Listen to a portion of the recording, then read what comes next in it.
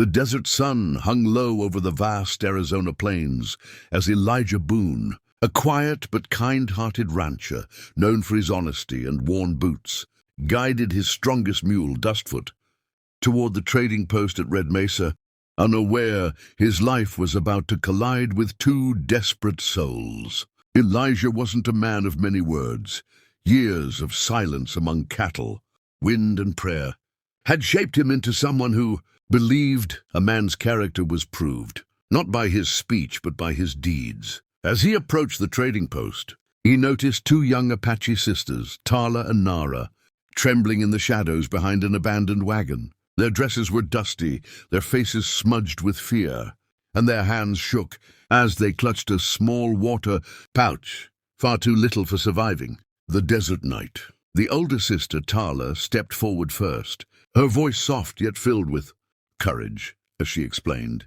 They had escaped from a group of men who sought to trade them like cattle, to tear them away from their tribe, their home. Their father, who was a respected Apache war scout, they had been running since dawn, hiding from trackers who were closing in. Elijah felt a jolt of anger rise inside him. He despised men who preyed upon the weak. When he asked what they needed, the younger sister, Nara, pointed at Dustfoot with pleading eyes, saying they needed a strong animal to carry them across the canyon before sunset, when their father would be searching for them. Elijah's heart twisted. Dustfoot wasn't just a mule, he was the ranch's backbone, worth more than every rusty tool Elijah owned. Losing him meant losing his next season's work, possibly his land. But as he looked at the terrified sisters, dusty and exhausted, he remembered his mother's words, "A man is measured by the lives he saves, not the things he keeps." Without hesitating further, he handed over Dustfoot's reins, telling the girls they'd ride faster on him than any horse their pursuers had. But trouble arrived quicker than he expected. 3 horsemen emerged from the canyon ridge, the very men hunting the sisters. Elijah stepped forward, blocking their view, pretending he saw no girls, speaking in his calm, slow voice that often disarmed even the wildest stallion. The men demanded answers. Elijah offered nothing but the emptiness of desert wind. Suspicious and angry, they searched the area, unaware the sisters had already mounted Dustfoot and had slipped quietly into the narrow cave passage Elijah showed them moments earlier.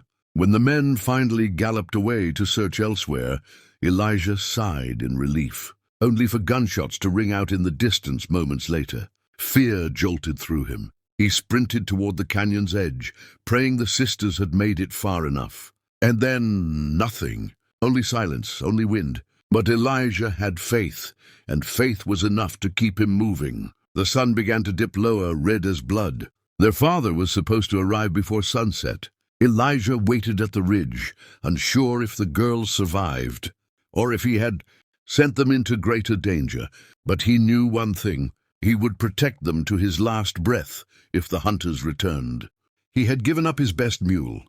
Yes, but more importantly, he had given up his safety to save 2 strangers, believing that sometimes the greatest battles are fought not with guns, but with the courage to do what is right, even when no one is watching. As the final sliver of sun touched the horizon, Elijah spotted movement across the canyon, a dark, swift silhouette on horseback, riding with a fire-like urgency, cutting through the golden dust.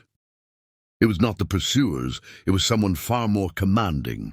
The rider drew closer, and Elijah recognized the markings on the man's paint horse, white thunder streaks, the symbol of an Apache war scout. The man dismounted with a warrior's grace, as sharp as obsidian, jaw carved with worry. "Where are my daughters?"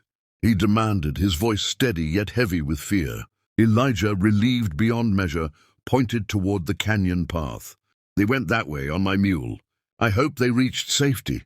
The warrior's expression softened as he placed a hand on Elijah's shoulder, a gesture of deep thanks from a man who rarely showed it. Before more could be said, a shrill cry pierced the air. Tala and Nara emerged from the canyon on Dustfoot, racing toward them, exhausted but alive.